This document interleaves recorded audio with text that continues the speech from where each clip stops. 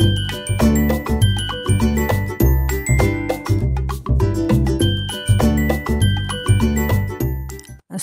আলাইকুম, সবাই কেমন আছেন? আশা রাখছি কাছে এবং দূরে, দেশ এবং দেশের বাহিরে যে যেখান থেকে আমার আজকের ভিডিওটি দেখছেন, আল্লাহর রহমত অনেক বেশি ভালো আছেন, সুস্থ আছেন। আমরা আলহামদুলিল্লাহ ভালো আছি। আজকের ভিডিওটি শুরু করলাম আমি বাজার করা থেকে। আজকে আমি বাজারে গিয়েছিলাম। এখানে কিছু শুকনা বাজার আর মাছ কিনে নিয়ে আসছি। বাজার করাটা খুবই কষ্টের বিষয়, যা বলে বোঝাতে পারবো না। মাছ ছিল না, তাই মাছ আনাটা খুবই প্রয়োজন ছিল, তাই মাছ নিয়ে আসছি। আর এই তো লাল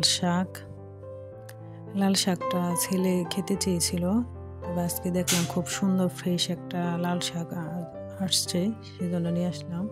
ধনিয়া পাতা, বেগুন, আলু, পেঁয়াজ, এরপরে পটল, উস্তা, মাথার কিছু শ্যাম্পু। আর আমার বাহিরের টয়লেটের একটা বদনা ছিল না, সেজন্য এটা নিয়ে আসলাম। কারণ এক এক সময় দেখা গেছে কি বাহিরে কেউ আসলে বলে যে তোমার টয়লেটটা একটু যাব, তখন একটা ঘরেরটা দিয়ে দিতে হয়, সেজন্য ওটা নিয়ে আসছি। আর এই তো এখানে মাছ বেছে নিলাম। এখানে কাসকি মাছ আনছি, এখানে জিওল মাছ। কারণ কাসকি মাছ ছেলে খাবে না, আমি খাবো। ছোট মাছ খেতে আমার ভীষণ ইচ্ছে করে, কিন্তু ছেলেটা খেতে চায় না। আর দুজন মানুষ কয়টাই বা কি করব, সেজন্য অল্প অল্প নিয়ে আসছি। আর এখানে নিয়ে আসছি 3টা ইলিশ মাছ। কারণ আমরা মানুষ যেহেতু কম, সেজন্য অল্প অল্প করে নিয়ে আসছি। এটাই কয়েকদিন চলে যাবে। আর বাজারে যাওয়াটা আমার ভীষণ কষ্ট লাগে। বাজারে যাওয়াটা আমার ভীষণ কষ্ট হয়, কি করব, না গেলে তো নয়। অন্য সব জীবন নিজেদের কাপড় চোপড় কিনতে বা অন্য কিছু কিনতে কিন্তু ভীষণ ভালো লাগে, কিন্তু এই যে মাছের বাজারটা করতে ভীষণ কষ্টের ব্যাপার। তাই এখানে একটা রুই মাছ নিয়ে আসছি। রুই মাছটা আমি এখন খুলে নিতেছি। আর আজকের ভিডিও করতেছে আমার ছেলে, ওকে বললাম একটু ভিডিওটা করো। আর আমি এখানে বসে অনেক হরণ হয়ে গেছিলাম, বৃষ্টি পড়ছিল, ভিজেও গেছি বোরখা খুলে। এখানে এগুলো একটু ভিডিও করে নিলাম। আর এই তো আমি বাহিরের হাউজে আর কি বাহিরের কিচেনে চলে আসছি। এখানে হাউজ আছে, এখানে আমি মাছ কোটা ধোয়া করি, এরপরে আমি ঘরে নিয়ে যাই। তো এই পর্যন্ত যারা আমার ভিডিওটি দেখতে আছেন, আশা রাখছি একটা লাইক দিয়ে ভিডিওটি দেখা শুরু করবেন। আর যারা আজকে নতুন ভিডিও দেখতেছেন, একটু হলেও যদি ভালো লেগে যায়, তাহলে আমার চ্যানেলটাকে সাবস্ক্রাইব করে আমার পাশে থেকে যাবেন। আর যারা অলরেডি সাবস্ক্রাইব করে আমার পাশে আছেন, তাদেরকে জানাই অসংখ্য ধন্যবাদ। এইভাবে আমার পাশে থাকবেন, আমাকে সাপোর্ট করবেন। আর এই তো মাছ ধোয়া কাটা শেষ। আর শিং মাছটা আমি একটু লবণ দিয়ে মেখেছিলাম, তারপরে একটু দুর্বল হয়ে পড়ছে বলে আমি মাছটা কুটে নিচ্ছি। আর এই তো আমার মাছ ধোয়া পরিষ্কার করা সব শেষ। আমি এখন পটে ঢুকিয়ে নিব মাছগুলা।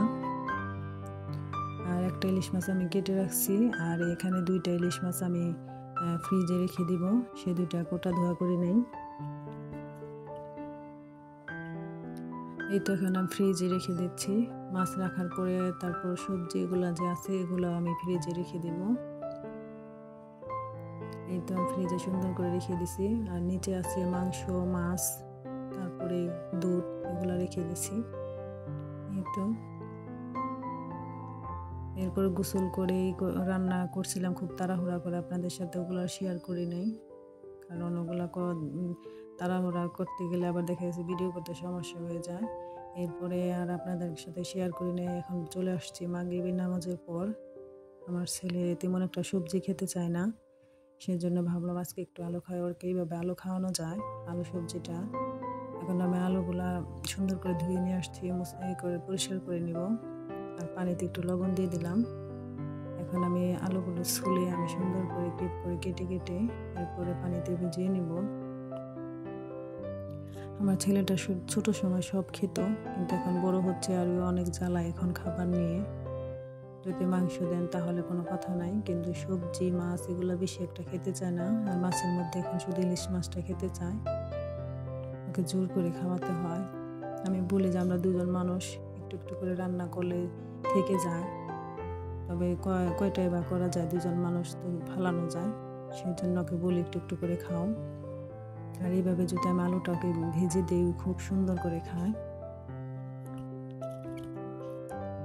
কিন্তু আমার আলুগুলা ছোলা হয়ে গেছে, এখন ময়লাগুলো ফেলে দিব।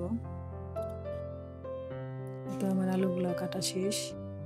ছোট পেয়ালাটায় হচ্ছিল না, আসছিল না, সেজন্য বড় একটা বুলে নিয়ে নিছি। এখন বড় একটা বুলে আমি এখন ভিজিয়ে রাখবো প্রায় 20 মিনিটের মতো। লবণ পানি দিবে, ভিজিয়ে রাখলে লবণটা ভিতরে যাবে আর একটু ক্রিস্পি হবে, সেজন্য আমি একটু ভিজিয়ে রাখবো।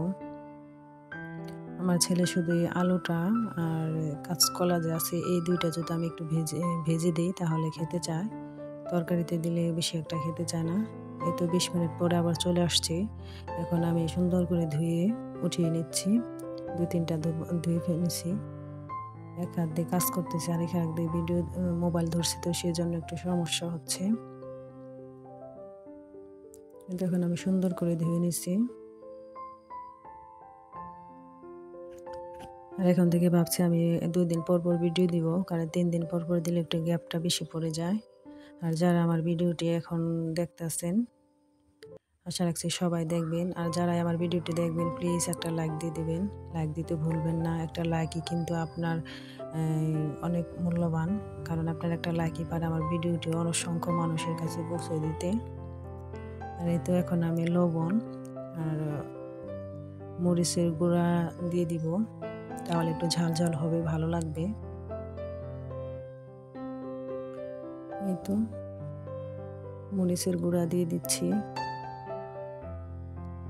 1 চামচের মতো দিয়ে দিচ্ছি আর কি। আর আমার ছেলে একটু ঝালটা বেশি পছন্দ করে, ও অনেক ঝাল খায়। ওটাকে আমি সুন্দর করে মাখিয়ে নিছি। এখন আমি চুলায় প্যান বসিয়ে দিব, পরিমাণ মতো তেল দিয়ে দিব। তেল দিয়ে তারপরে আমি ভেজে নিব।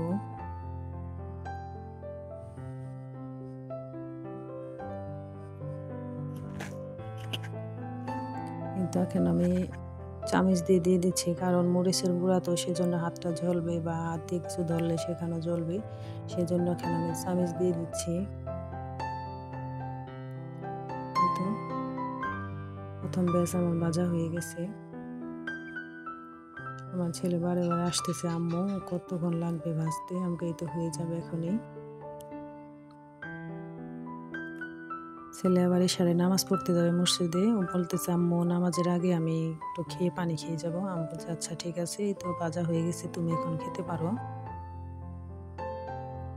কারণ এই আলুটা ভাজলে দেখা গেছে কি আমার ছেলে খুব সুন্দর করে খায়, ভাজতে ভাজতে অর্ধেকটা শেষ হয়ে যায়।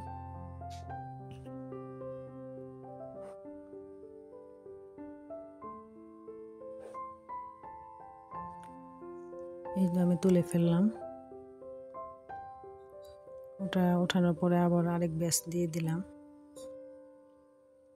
এই তো আমার ভাজাটা খুব সুন্দর হয়েছে, আম্মু খেয়েছি, খুবই মজা লাগে। আজকের ভিডিওটি যদি ভালো লাগে অবশ্যই কিন্তু লাইক কমেন্ট শেয়ার করবেন এবং সাবস্ক্রাইব করে আমার পাশেই থেকে যাবেন। আর যারা সাবস্ক্রাইব করে আমার পাশে আছেন তাদেরকে জানাই অসংখ্য ধন্যবাদ। এভাবে আমার পাশে থাকবেন, আমার জন্য দোয়া করবেন। আর আমি আপনাদের পাশে আছি ইনশাল্লাহ। কিন্তু খুব সুন্দর হয়েছে ভাজাটা। তো সবাই অনেক বেশি ভালো থাকবেন, সুস্থ থাকবেন। আল্লাহ হাফেজ, আসসালামু আলাইকুম।